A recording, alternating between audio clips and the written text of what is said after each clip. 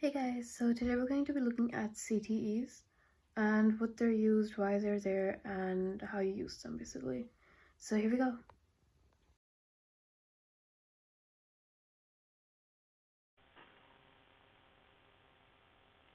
Okay, so today we're going to be looking at CTEs, or Common Table Expressions, and we're going to be looking at what it is and why it's used. All of the examples are quite small. So a CTE is a way to create a temporary named result set inside a SQL query. So think of it like giving a name to a subquery so your main query becomes cleaner and easier to understand. So the basic idea is that instead of writing a complex subquery inline, you can define it once at the top using with, and then use it like a table. So this is the example we're looking at with the CT, and this is the one without. So here, if I run this, then you see this is the result we got. And obviously when we run this one, it's also going to give the same result. And so it's the same logic, same result, but now like with the CTE, the average salary is computed once. So it's not computing it every time like in this one. And the query is easier to read and debug. So even though it's a bit more writing, it's still like easier to understand and then debug later. So there are a few different reasons why you use CTEs. One is readability, that it breaks queries into logical steps.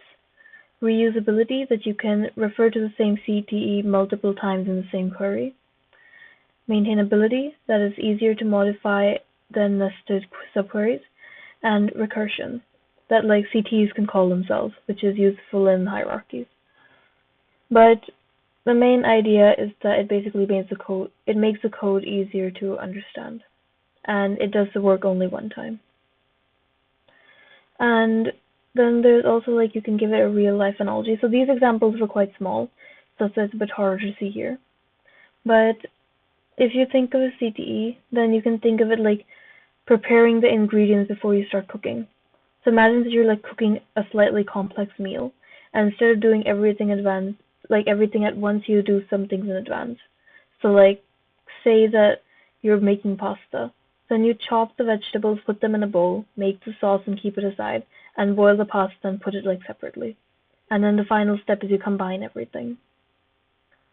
So then how this maps to CTE is that each prepared item, the vegetable, sauce, and pasta, is equal to a CTE. And then the final cooking step is your main query. So this is basically like separation of everything, and then this is the main query. And then you don't redo the preparation again and again, you just use what you prepared. So without the preparation, like over here, you'd be like cutting, chopping, mixing, boiling everything all at once, and that would be confusing. With the CTE, you can organize the steps and everything becomes structured and easier. And the main thing is, all of this is like temporary. You don't store them forever. They exist like just for the specific meal or like query. So it's not like a permanent table, it's just like temporary with the data you need. So then CTE is like organizing and preparing ingredients before cooking so that the final dish comes together smoothly instead of being chaotic.